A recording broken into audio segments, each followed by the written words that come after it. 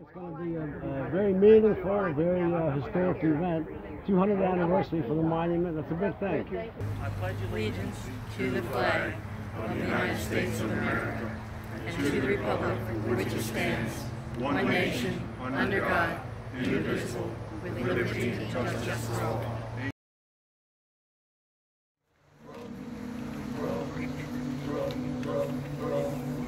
God bless America, and that I love, stand beside her and guide her through the night with the light from above, from the mountains to the prairies, to the ocean, white with storm, with foam. God bless America, my home, sweet home, from the mountain. And of the 175th Regiment, formerly the 5th Regiment, of which Aquila Randall was a member.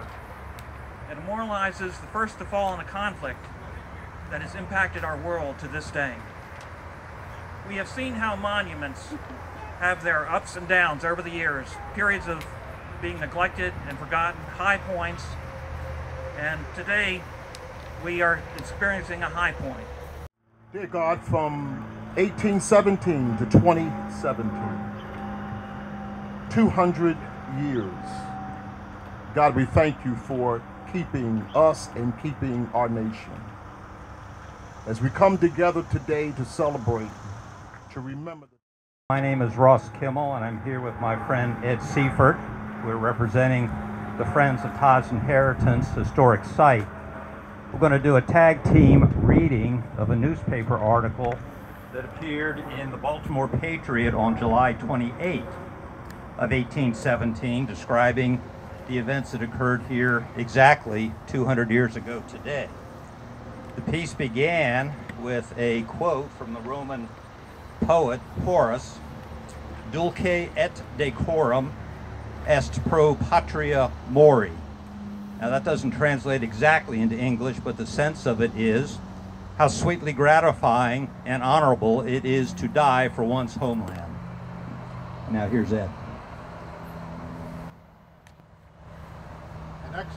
An excerpt from the Baltimore Patriot, July 28, 1817. On Monday last, the 1st Mechanical Volunteers, one of the companies attached to the 5th Regiment, erected on the spot where the advance party under Major Heath was engaged with the British forces, a monument to the memory of Aquila Randall, one of the members who fell in that skirmish. The company, headed by their commander, Captain Benjamin Howard, marched from town at an early hour, having been joined on the ground at 11 o'clock by Colonel Heath, Lieutenant Colonel Barry, Major Stewart, and several other officers of the regiment.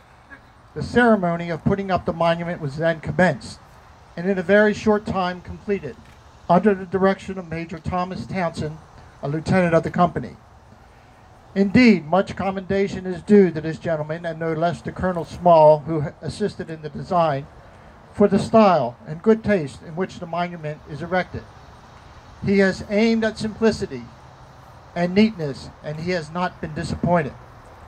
Having completed the necessary labors of the undertaking, the company was then drawn up in front of the monument.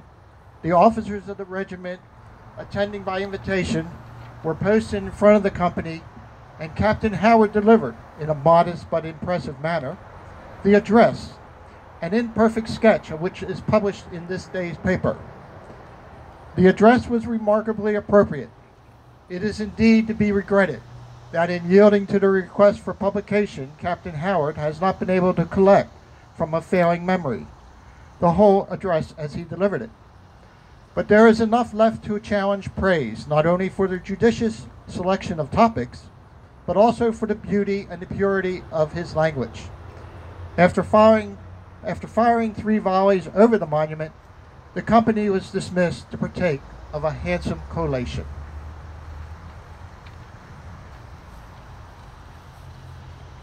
To interrupt from the newspaper article for a minute, I'd like to recognize one other honored guest, Ranger Abby Wickline Bain from Fort McHenry. Hello, Abby. Continuing with the reading. The paper said, the monument is a pyramid of whole stone, about 4 feet high, resting on a well-proportioned pedestal which bears the following inscriptions on the side facing the road. How beautiful is death when earned by virtue. Then on the opposite side, sacred to the memory of Achille Randall, who died in bravely defending his country and his home on the memorable 12th of September, 1814, aged 24 years. On the side up the road, 1st Mechanical Volunteers, commanded by Captain B.C. Howard in the 5th Regiment Maryland Militia, have erected this monument as a tribute of their respect for the memory of their gallant brother in arms. And on the side down the road, in the skirmish which occurred at this spot between the advance party under Major Richard K. Heath of the 5th Regiment Maryland Militia and the front of the British column, Major General Ross, commander of the British forces, received his mortal wound.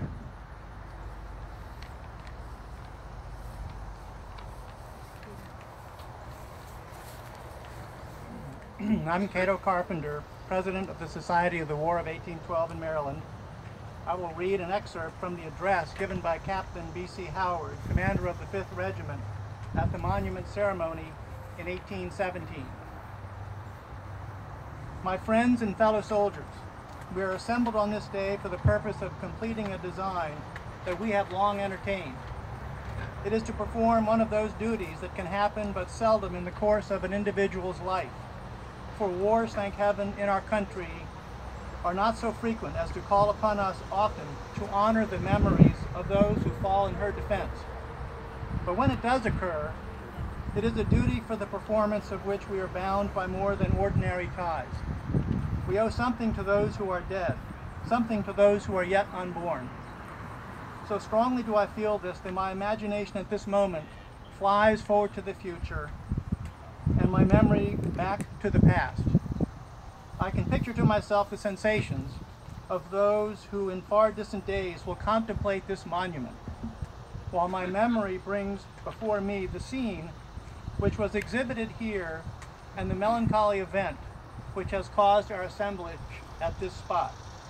Let us turn our attention for a moment to the year 1814, when a black and portentous cloud seemed threatening to burst upon our country, when it had been vauntingly declared that all assailable places were to be laid waste, and our city, rich with gifts of commerce and strong with the sinews of war, stood high on the list of proscription.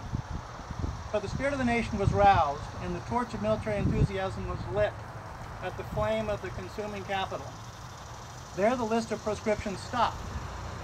With the points of our swords, we erased from it the name of Baltimore, and Baltimore was saved.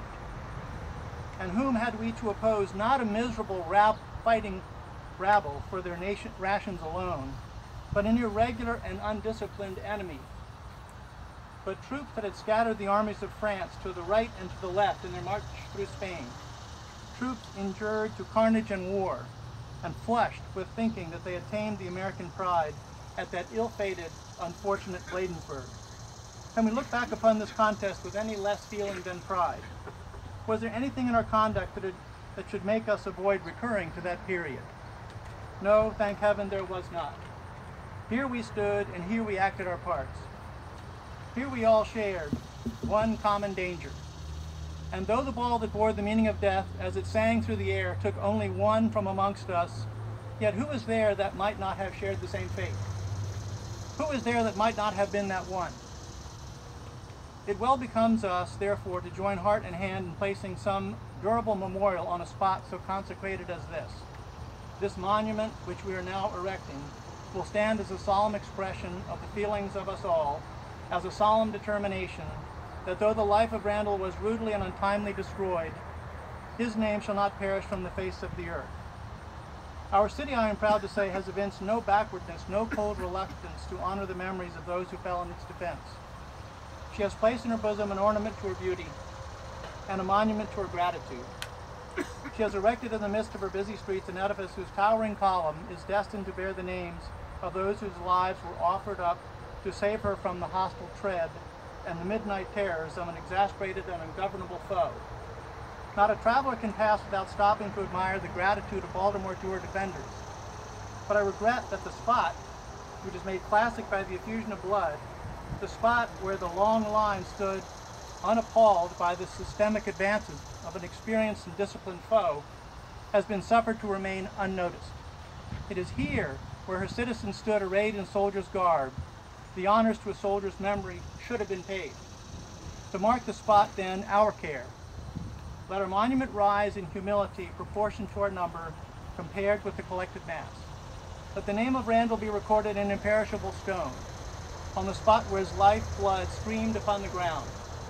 I scruple not to say that though the lofty column does not rise above the tops of the neighboring trees, though plain and unadorned with magnificent and expensive sculpture, the monument which we have this day erected is a proud, a noble, a splendid tribute to his memory. Who is there here whose heart would not beat faster, whose pulse would not throb quicker at the prospect of such a monument as this? My friends, I have done. We commit this monument to destiny and time. Thank you.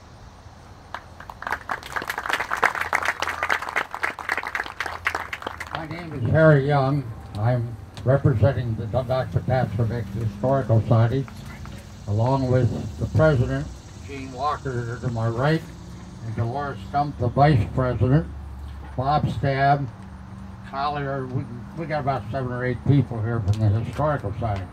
I'm sorry I'm out of uniform today, but I have to go to the Historical Society 1 to 5 today, and I wasn't going to wear something hot. You know, the history of this monument, as you've heard, is 200 years old today, but it's had a history of at least 17 minor changes of little things, according to the information that we have. And I first came in contact with it in 1944 when Eli, and nobody knew his last name until he died in '62, but I'd pronounce it as Bonitis or something similar to that. He came here in 1909, went to West Virginia, coal mine, did construction jobs and that, and was quite average. In 1944, he came up and he bought the hotel, what was known then as just the Monument Hotel. He basically inherited the monument. The monument at the time was completely on the ground. Cars were parking over it, doing everything.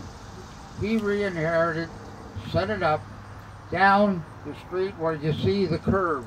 That's roughly 21 by 10, and that was set up to eventually surround the monument. What he did, he decided the 4-foot monument wasn't large enough to draw respect. So he hired a small contractor whose son played second base for the baseball team in Monument House. And they started pouring 5 wedding cake kind of things made out of concrete. And after he got the wedding cake design up to that, he put the monument up top. So now instead of 4 foot high, it's about 11 foot high with this monument.